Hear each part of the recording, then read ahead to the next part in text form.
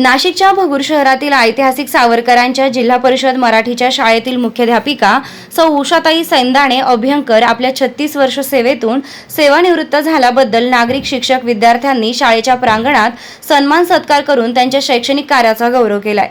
यावेळी प्रमुख पाहुणे म्हणून केंद्र प्रमुख मोहन सिंग राठोड, आरोग्य अधिकारी सीताराम सौंदाणे, लोकमत पत्रकार विलास डी भालेराव, मुख्याध्यापिका सौ उषाताई सौंदाणे अभ्यंकर उपस्थित होते।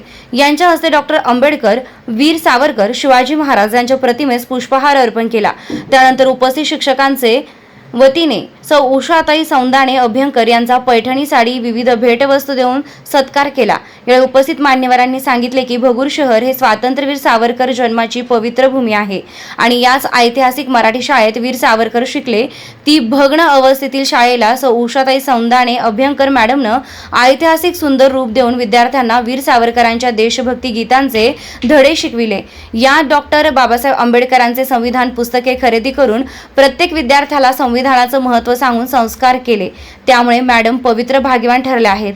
या प्रसंगी भावुक होऊन सौ उषाताई सौंदाणे अभ्यंकर म्हणाल्या की मला माझ्या आई वडिलांनी बालपणी चांगले संस्कार दिले आणि पतीने लाख मोलाचं सहकार्य करून देशातील थोर पुरुषांच्या देशभक्तीचे संस्कार करण्याचे शिकविले। त्यानुसारच मी विद्यार्थ्यांवर संस्कार केले। कार्यक्रमात शिक्षक संजय वाघ, समाजसेवक मनोज कुंवर, शरद कदम, शिक्षिका सोनाली साळवे, जितेंद्र माणकर, प्रशांत मोरकर, शरीफ तडवी, लोटून मैंद, ज्योती भांडे, दीपाली जाधव, कचरू शिंदे, तुप लोंडे, कातकाडे मॅडम, सारुक्ते दादा उपस्थित होते। रोकठोक पोलीस टाइम्स न्यूजसाठी संपादक विलास डी भालेराव, भगूर।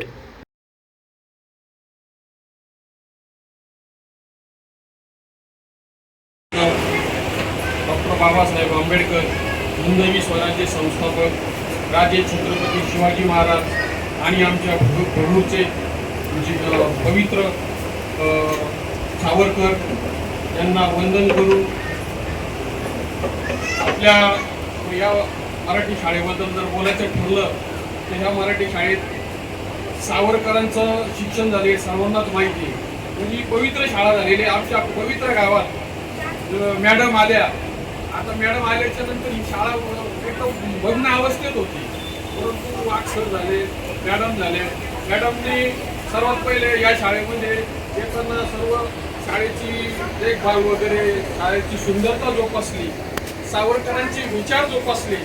त्यानंतर संविधान, भारताचं जेव्हा हे संविधान प्रत्येक शाळेत हे लागू झालं पाहिजे, मुलांना शिकवलं पाहिजे, तर मॅडमनी स्वतः संविधानाच्या प्रती खरेदी केल्या आणि जे जे पाहुणे आले त्या पाहुण्यांचा सन्मान करून त्यांना संविधान भेट देऊन त्याच्यात जेव्हा आम्हाला माहीत झालं तेव्हा आम्ही या शाळेत यायला, माझंही शिक्षण या शाळेत झालेले, माझ्या वडिलांचंही झालेले, माझंही झालेले, पण जेव्हा आम्हाला माहीत झालं तसं त्या मॅडम संविधान असे शिकवतात, मग आम्ही आकर्षित झालो। मग मी ज्यावेळेस पत्रकार म्हणून येणार, मग या शाळेची बातमी वगैरे दिली, मला माहीत झालं तर मॅडम आपल्या आदर्श पुरुषांचा विचार विद्यार्थ्यांना शैक्षणिक तर सर्वच शिकवतात, गणित, मराठी वगैरे चालूच राहतं, परंतु ते सावरकरांचे झाले, आंबेडकरांचे झाले, शिवाजी महाराज झाले, अनेक संस्कार विद्यार्थ्यांना मॅडमनं आमच्या समक्ष दिले।